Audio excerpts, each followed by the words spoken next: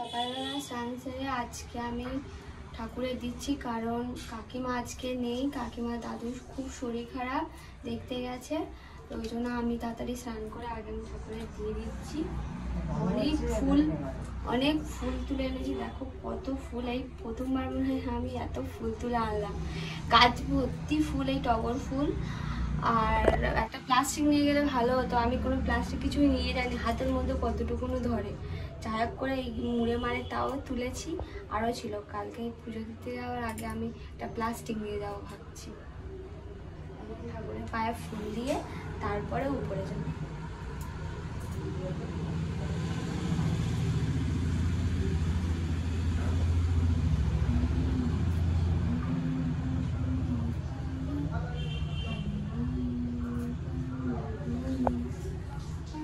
ঠাকুরের তো দিতে হবে, আর ঠাকুরের প্রতি ভরসা তো আমাদের রাখতেই হবে। এটা হিন্দু শাস্ত্রের কথা।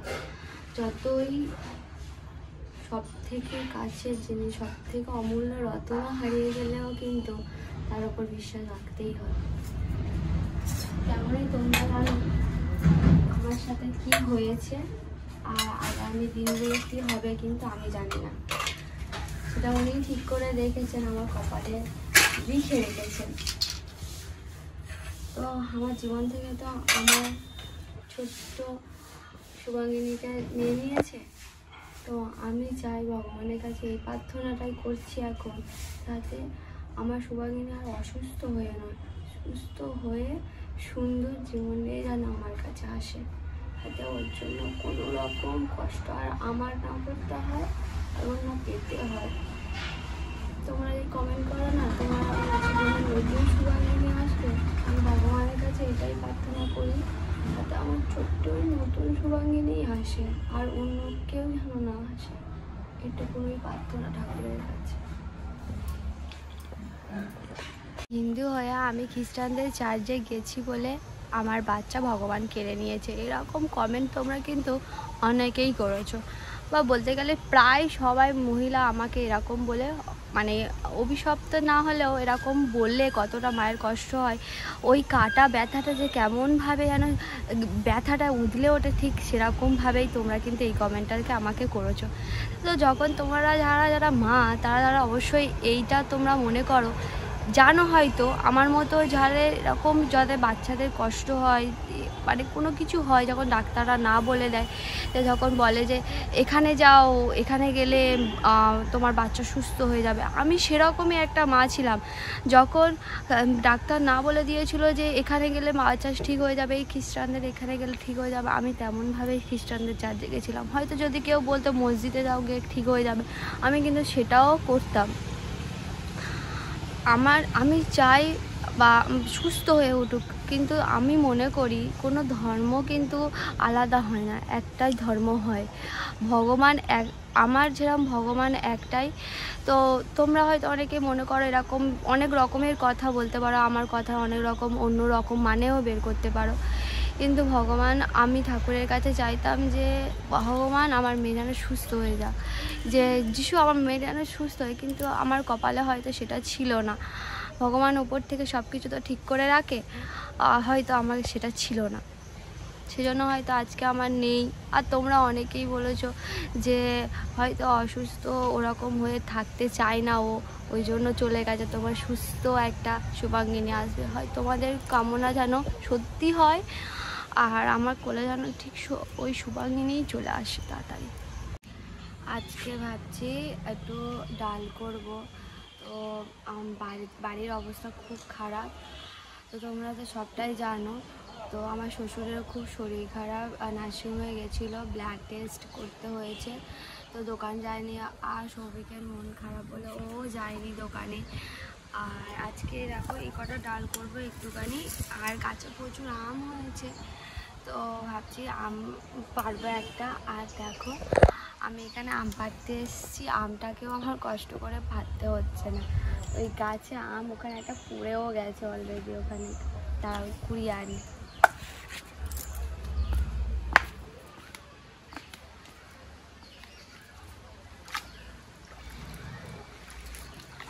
দেখো এত বড় বড় আম গাছে হয়েছে, গাছ থেকে পড়ে যাচ্ছে, অনেক আম সকালবেলা করে পড়ে, তবে আজকে এসে বলে একটা আম পেড়ে আনে আম ডাল করবো। আজকে অশোক ষষ্ঠী হয়ে গেছে।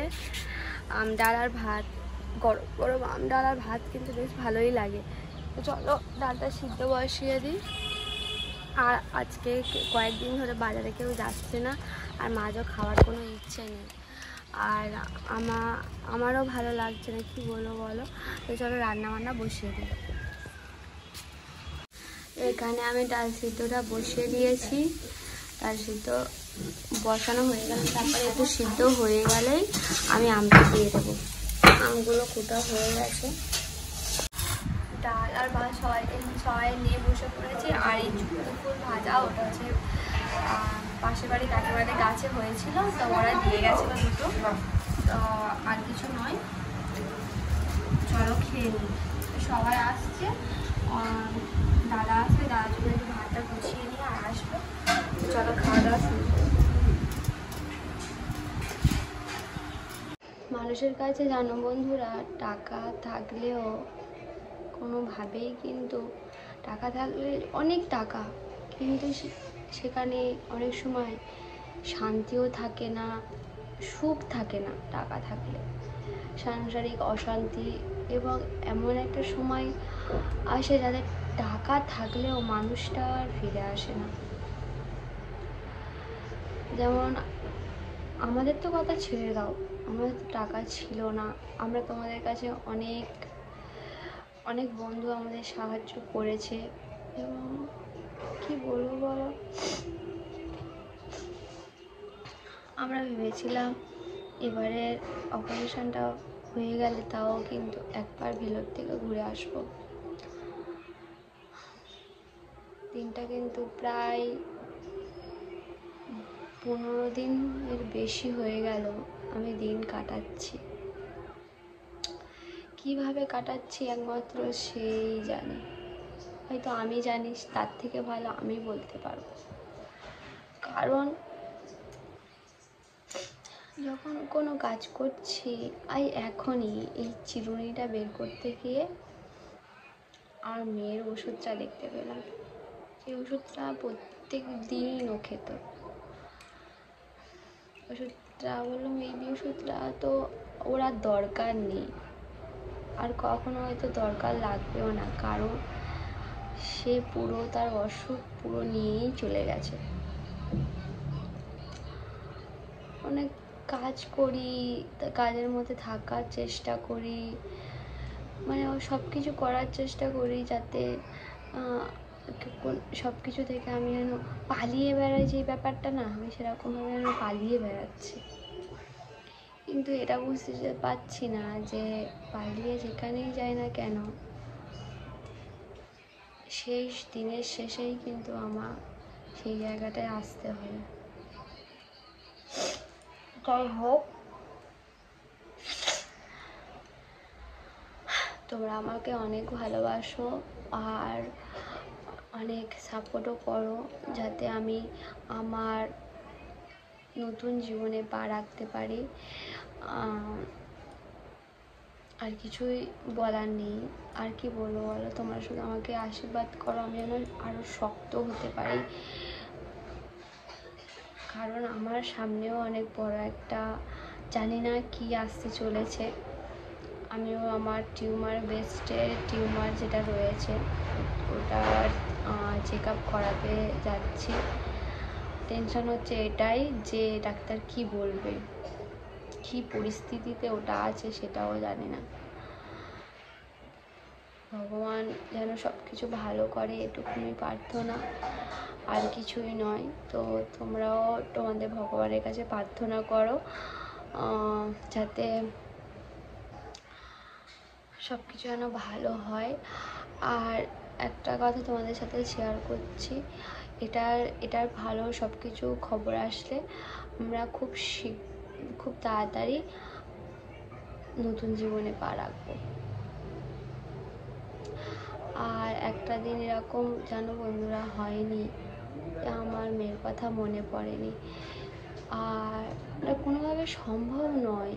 আমি হয়তো তোমরা ভিডিওর মাধ্যমে দেখবে আমি ভালো আছি, হাসছি, সব কিছু করছি, কিন্তু ওটা করতে পারবো না।